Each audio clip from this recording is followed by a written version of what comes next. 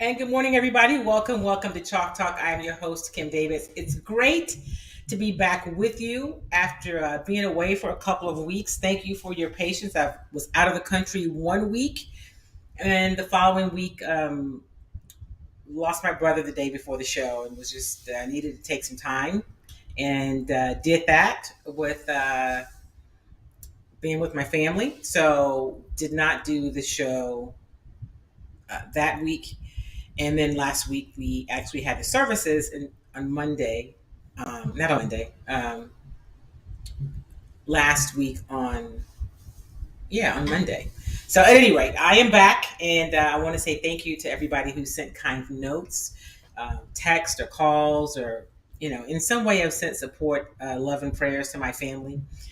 We appreciate that. Very, very grateful, and thank you. As we've, it was a shock, and it continues to be a bit of a struggle, but um, thank God for family and friends and people who follow Chalk Talk. So I appreciate you.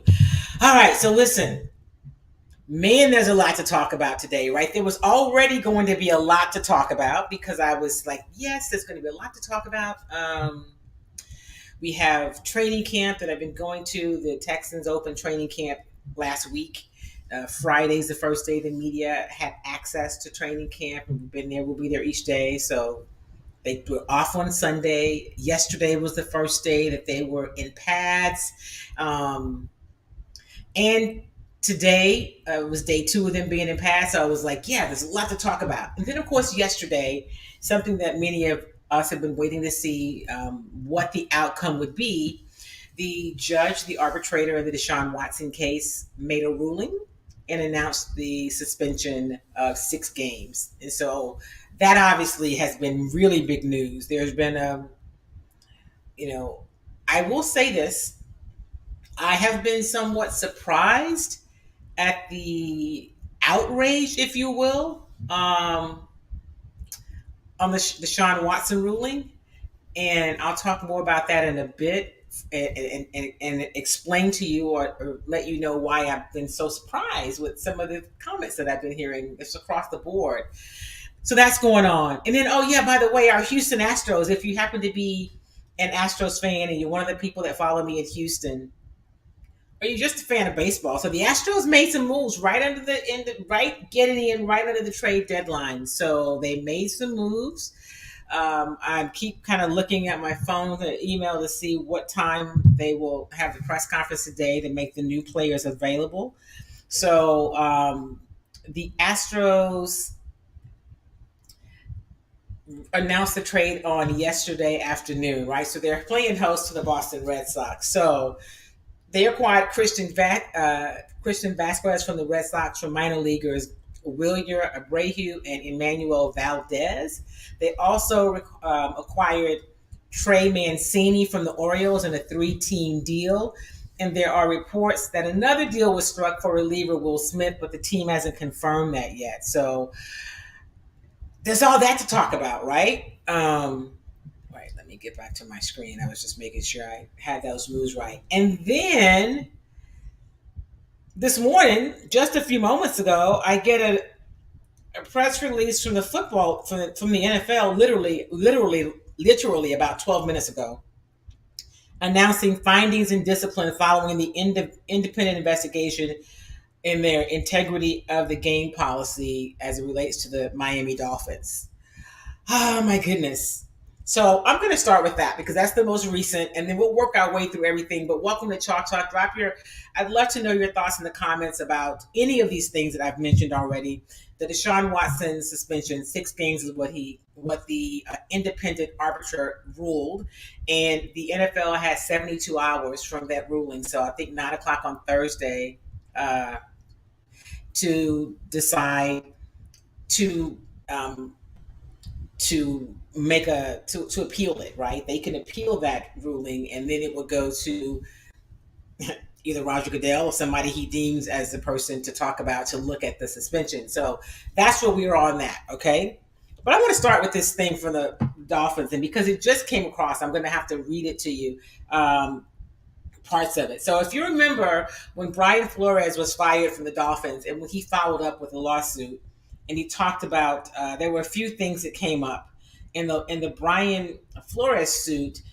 He talked about the owner basically asking him to tank in order to lose games to improve draft position. So the investigation addressed whether or not the Dolphins intentionally lost games during the 2019 season to improve its draft position in 2020, and whether the owner, Mr. Ross, offered financial incentives or otherwise to the head coach. Because if you recall, Brian Flores said that Stephen Ross had offered $100,000 a game for them to lose games. Had offered $100,000 to lose games, and so one of the things that this report says is about that is that there were differing recollections about the wording, timing, and context. However, phrased, such a comment was not intended or taken to be a serious offer, nor was the subject pursued in any respect by Mr. Ross or anyone else at the club. So that's how they ruled, right? They also ruled on tampering, right? There were some allegations about tampering. The Dolphins had impermissible communication and contact with Tom Brady in the 2019-2020 season when he was still with the Patriots. Those communications began as early as August and continued through the postseason. Okay, that was one thing. And the second piece of the tampering was that the Dolphins had impermissible communications with both Tom Brady and his agent during and after the 2021 season. Okay. When Brady became a limited free agent. And then in January of 2022, if that's not enough, the Dolphins also had impermissible communications with Don Yee, the agent for New Orleans Saints head coach Sean Payton, about having Mr. Payton serve as Miami's head coach. And Miami did not get permission. They didn't get consent from the Saints before they did that. This occurred before Coach Payton announced his decision to retire as coach of the Saints. Okay. So the investigators found tampering violations of unprecedented scope and severity. This is what Roger Goodell said.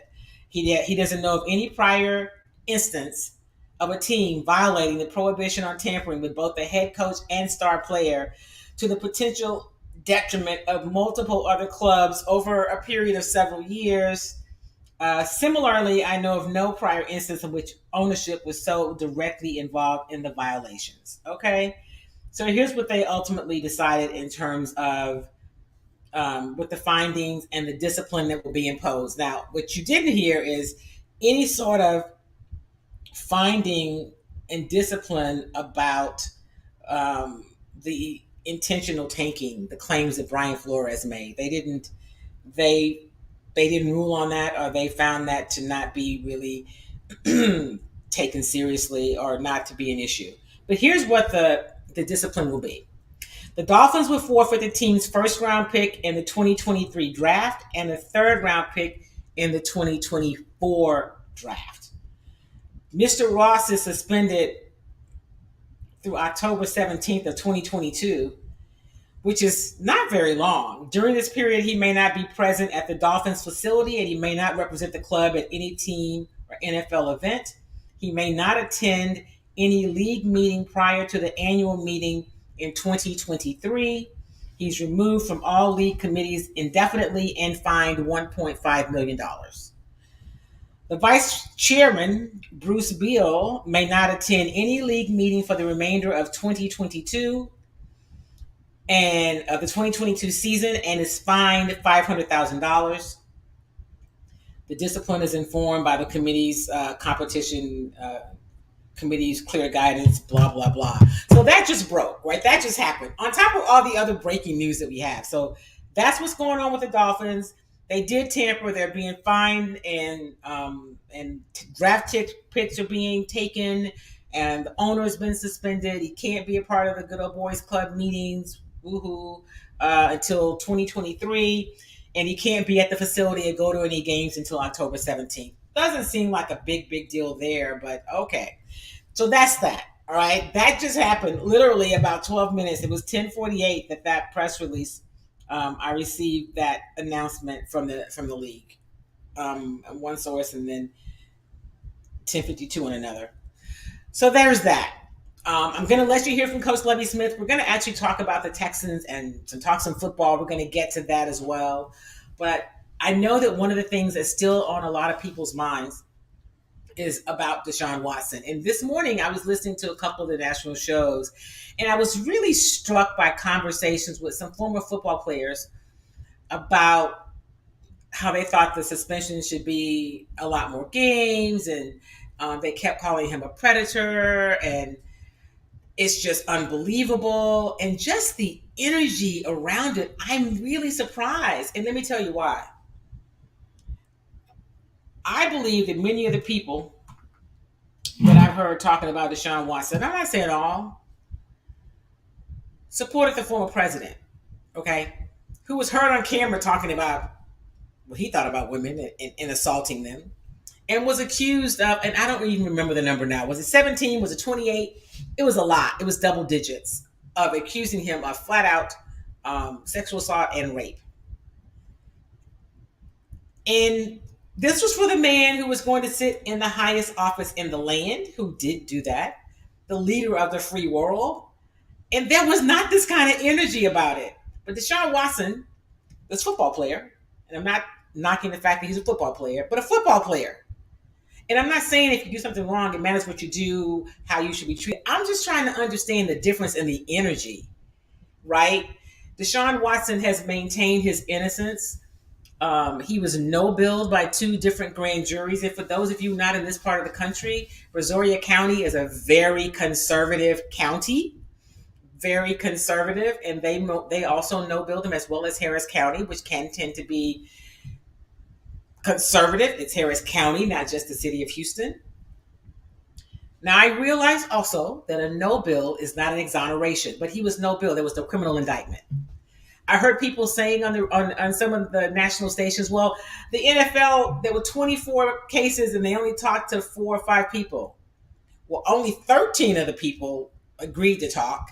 And of the 13, from my understanding, that they found 4, or whether it was 4 or 5, I can't remember the number now, credible. So, listen, you guys have heard me say all along, I don't know what happened in those rooms. I wasn't there. I don't know what happened. I've read many of the cases, and I've even, the one that's still outstanding, I've read. And there's a few things I want to say. Because you settle a civil suit does not mean that you are guilty. That's not how our legal system works. Our judicial system works. Civil suits have a far less barrier of having to prove than in a criminal court. So do you keep letting it go on, let the conversation continue for another year, because it would not be there'd be no court cases until next February after this season. That's already been determined. So maybe the one lady holds out and that's the person that will go to court. There's no criminal position to be taken at this point. That's already been determined. All right. That's spam. Of course, they'd be calling spam. We'll be calling during our show. So I don't know what happened. I think it's unfortunate. And I think that one thing that I can say confidently is that Deshaun Watson is guilty of making some bad decisions. Some not so great judgment, right? That's not against the law. It's really unfortunate. And, you sit here and you look at a woman who's made her living who makes her living in a very male-dominated world. And so I understand from those of you who say, when I have daughters, and if Deshaun Watson assaulted or someone, I feel like he should have been punished for that. And unfortunately, we know that those sexual assault, those kind of cases are difficult to prove without any physical evidence, right? And so with all that said, and again saying, I don't know what happened in those rooms. I know that the cases that I've read, and the cases of women who then had multiple participated in multiple massages, and those women as well still are women who filed these complaints. It's murky.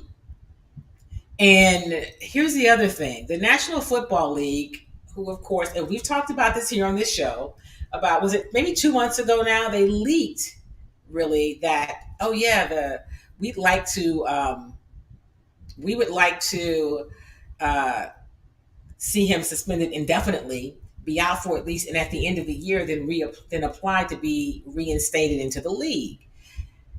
That was a leak. Um, that was intentional, so that whatever happened, it gives them some cover as, hey, wait, it's not our fault that we let the independent arbiter decide the outcome, because under the new collective bargaining agreement that was signed by the NFLPA, that's the NFL Players Association, and the league back in 2020, this is a process. They agreed upon independent arbiter, and that is who this judge Sue Robinson is. In her ruling, which is about 16 pages in terms of the report, she said a number of things. She did say that this was the most egregious case, situation like this that she'd seen. She also said she did use some predatory comments about Deshaun. She said, but she also mentioned that he's a first time offender. So let me clear this up for some people, because I know that I've heard some say, well, there is 24 women. How could he be a first time offender? Remember, the attorney who's filing this is filing this basically as one big case. There are just a lot of people in this one case. So when they say first time offender, legally, I believe that is how it's possible to have so many women and there to be it'd be considered a first time offense. So the NFL is, we'll see what they do. I mean, because if the NFL says, well, we want to appeal this, so you're really not giving the independent arbiter that situation a chance to work, and you're back to what everyone frowned upon before, which was Roger Goodell being the judge, jury, and also the judge and the jury, right? To getting to decide guilt or innocence, and getting to decide the punishment. And that was the point of having this independent arbiter. But a couple other things that the judge said in her ruling. Based on what the NFL has set forth, and based on all that the NFL has not done, I mean, in terms of the NFL has not really set clear, like, kind of protocols or precedent about nonviolent sexual assault. So she ruled with what she had to work with, right? So the NFL has fallen short on making real clear about nonviolent sexual assault. That's one thing. And it has to be based on precedent and other things in terms of the ruling. So she gave the stiffest punishment she could under the kind of rule of law of the NFL, if you will, and previous precedent. So, because now people are, they're like, the judge is a problem. Yeah, Here's the other thing. There was going to be no ruling that everyone was going to be okay with. Deshaun Watson's team still feels like he shouldn't get any time because he maintains that he did nothing wrong. He has maintained that consistently. That has been the energy he's had. And, she talked about, the judge, about him lacking remorse. I was speaking to somebody yesterday. I said, I think it's difficult, right? If you're saying, I didn't do anything wrong, but then you show remorse. Because then if you show remorse, it's like, see, he's remorseful. He did something. So it's really murky. It's really a nasty, ugly situation. And there's no real easy answer. I certainly don't have the answers. And I'm happy to, if you guys have any thoughts, I'm happy to address them to the best of my ability.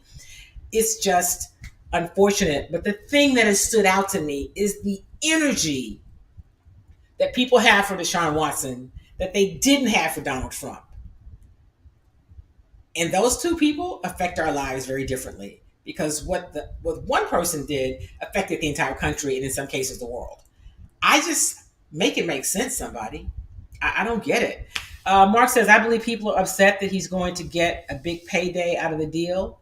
Ben Roethlisberger did have to go through this. Yeah, you're right. And I think we got to stay out of people's wallet, right? Like, I think that people are really disturbed with this money that he's making, and not really my business how much he makes. I just a lot of it is really kind of interesting to really navigate. And I think the money part, Mark, is right on. I think you make a great I think you make a great point. And hey, good morning, Andrea. Welcome. The connection with Busby and the Texans seems fishy to me. Absolutely. So Busby, for those who may not be in the market, uh, is the attorney for all of the women, and which is why he filed it all as he filed it. All of the women have this one lawyer. And when at one point, I think it was Cal McNair that said he didn't know Tony Busby. Really? Because you're both your neighbors over in River Oaks. You were both Trump supporters and at an event. I just think why why not just tell the truth about that? You know, why not tell the truth about that? I've been asked. I did some shows yesterday. I did a show in Nashville, and someone said, "Hey, do you think the team set him up?" And so here's what I say. As a couple things, right? I don't think the team set him up, but do I think the team knew? Absolutely. That's really as far as I can get. I absolutely believe the team knew about it. I absolutely think they knew. So there's that. Do I think they wanted this to come out this way? I don't think so. It didn't benefit them, right? It really didn't benefit them. But do I think if Deshaun Watson had not demanded a trade, that they could have and would have made it go away? Absolutely. I said that from the beginning. So while I don't think that they made it happen, I do believe that if he hadn't said, I want out, and under no circumstances am I going to play here, yeah, they would have made it go away. That's just what I think. I don't have any hard proof about it at all. I don't. I'm just telling you what I think, just knowing the players and knowing the circumstance and being really clear that the team knew. There's nothing that they can say. And here's the other thing. I know that the sheer number of cases makes people think he's got to be guilty. And I caution you on that. Um, I, I know firsthand how things can snowball. And I can't go into really any specifics, but I know of cases where somebody else had an issue and thought maybe I saw something, maybe I had a similar issue, and I was kind of brought in, and I was like, "Hey, no, not my issue." But if I had a different position, you know what I mean? I'm just saying, and that's really all. I can't even say who, what, where. I see how it can happen. I'm not saying Deshaun Watson didn't do anything wrong. What I'm saying is he was no bill on the 9 cases that were presented. That the Harris County, was it 9 or 10 cases? It was 9 or 10, I don't recall.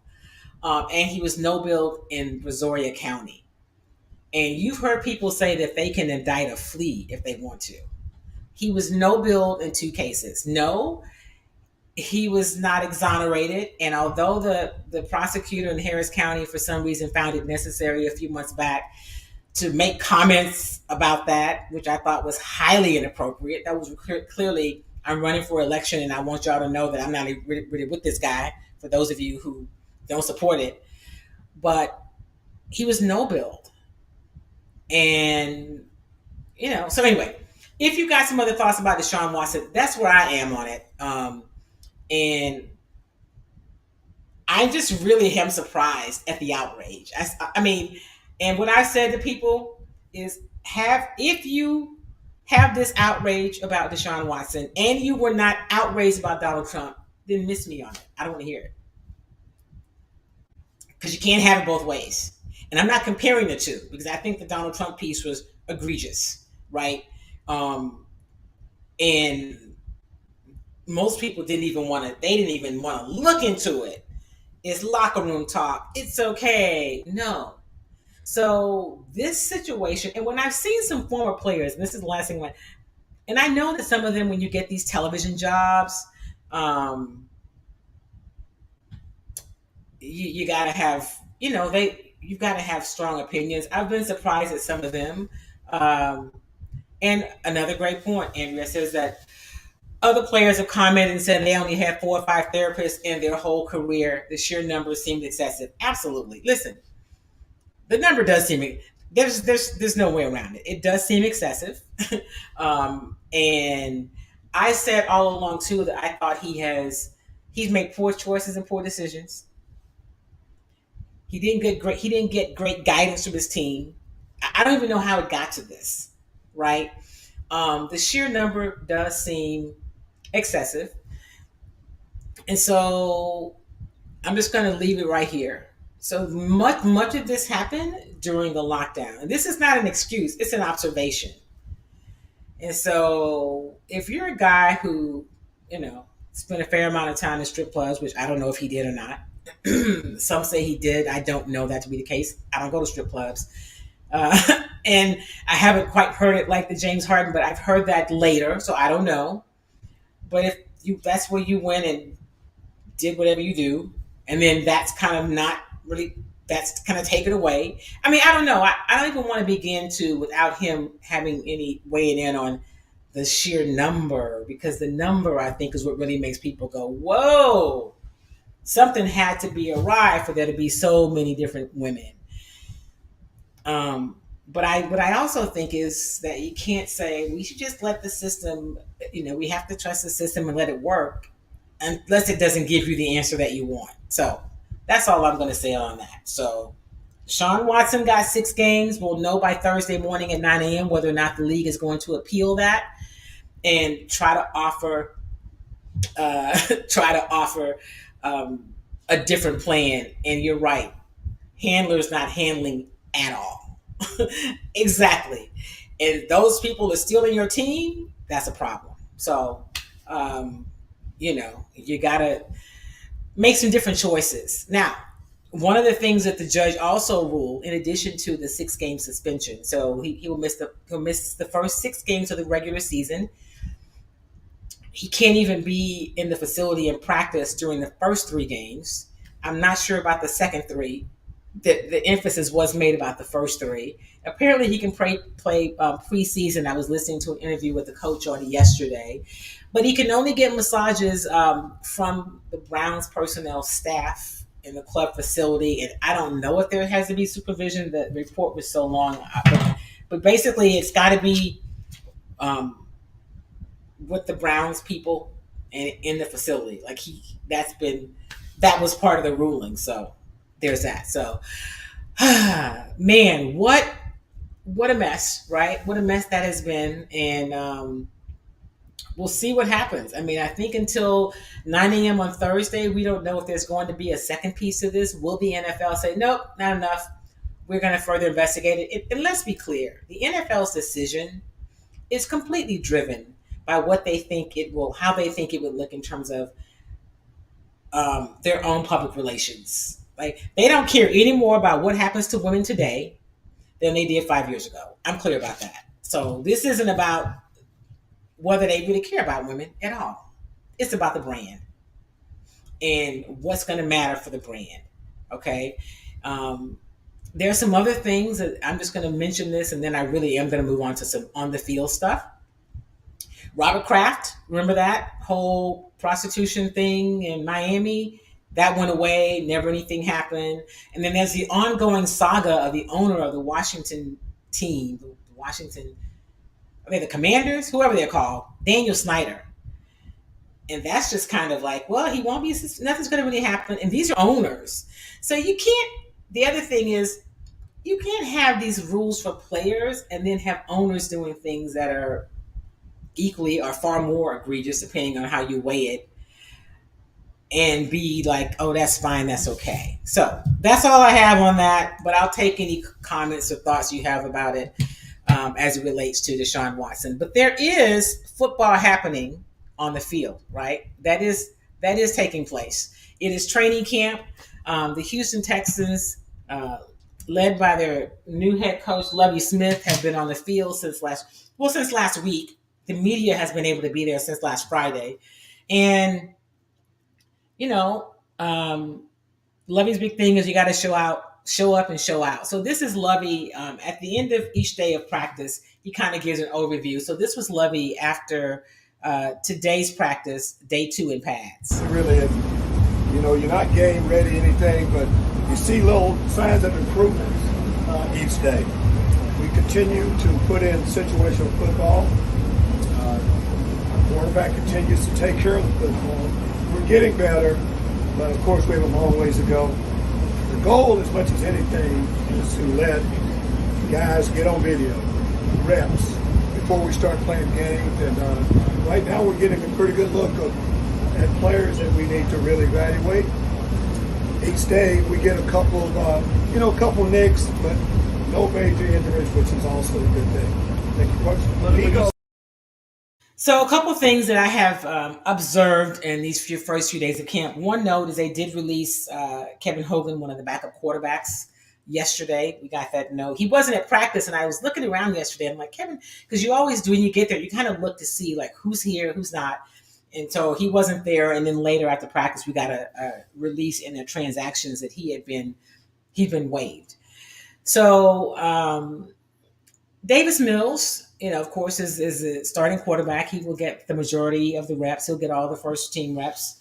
Kyle Allen is the backup. And I heard today somebody was talking about him not looking great in the 7-on-7 drills. And you have to remember, and I thought about it too. I mean, 7-on-7 drills are really designed for the offense to win, right? So when the first team goes through the drills, which today apparently they did, and Davis Mills looked pretty good. I was a little late today because I was setting up the show, because by the time I got back from practice, it was time to say, hey, here I am, guys. And when Kyle Allen then gets the reps, the defense, it's the exact same play. So the defense now knows what to expect. So that could have played into it. But Nico Collins, by all accounts, had his probably best day at camp today. And he's he was here last year, 3rd round pick out of Michigan, a big, tall receiver. And I was just saying yesterday, man, he hasn't really gotten any separation, which is really when a receiver breaks away from the defense, when he's able to break away from the defense. And so he made some plays today. He made one play that was like right in front of where I was standing on the sideline. That was really pretty impressive how he went up and got the ball, despite some amazing coverage by the free agent DB Steve Nelson, who has looked really good. And here is Lovey talking about Nico, and probably particularly that play. For a defensive back, Steve, the one play that you're talking about, defensively, Steve Nelson is in pretty good position. But when you're, 6'4", most corners are around 6 feet. That's a pretty good matchup for us. Nico Collins is an excellent football player. We expect him to make plays like that. So that was him talking about Nico Collins. It's still early in camp, right? But he looked good today.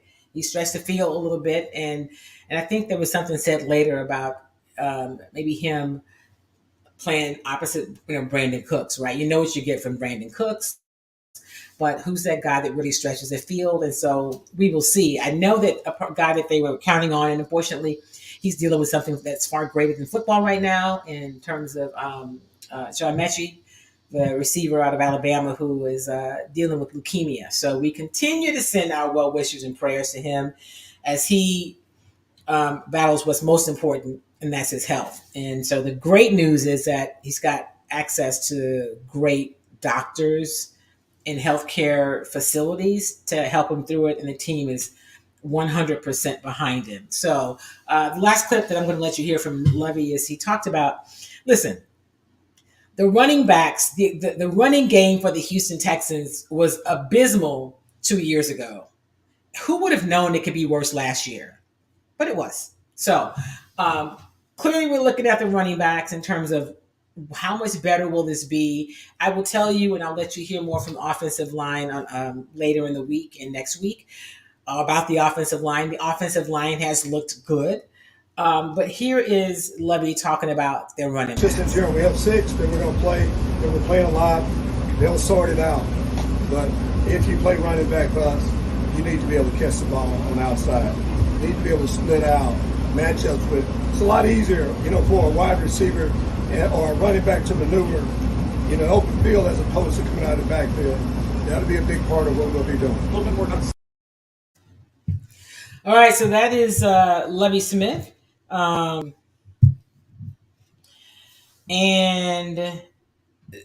I see Alex said that Juan Soto to the Padres. So here's the latest that came out this morning about 10:15, unless something has come out since then.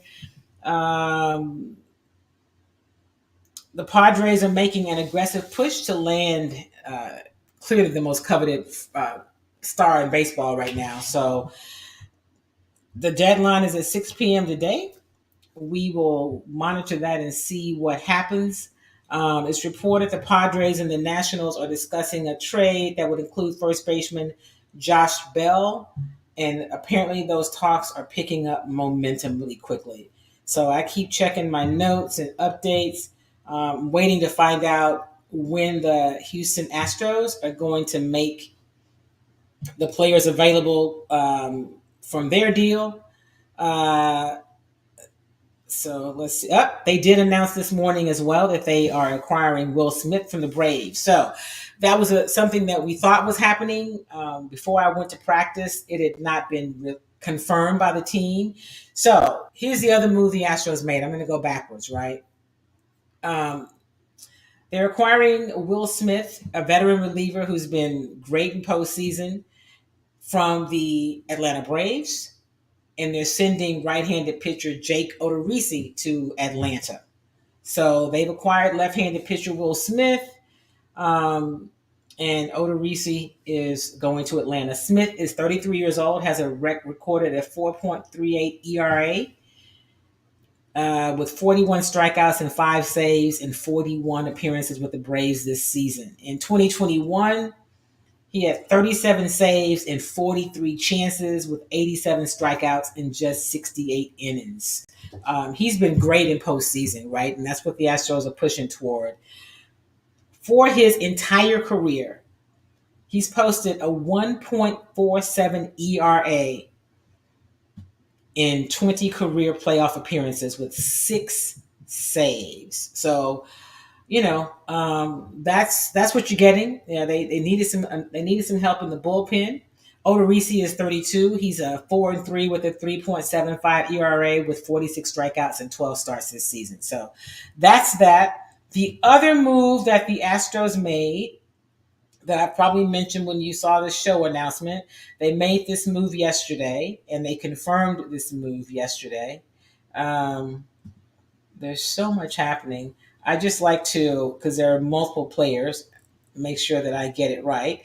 Okay, so they acquired Christian Vazquez from the Red Sox. Now, you keep in mind the Astros are playing a 3-game home series with the Red Sox right now. So they acquired catcher Christian Vazquez from the Boston Red Sox in exchange for minor league infielder Enmanuel Valdez and outfielder Wilyer Abreu. So that happened. There's also a trade that's bringing in Mancini. I think someone said earlier the Mancini deal really kind of shook them. But yeah, those are the deals.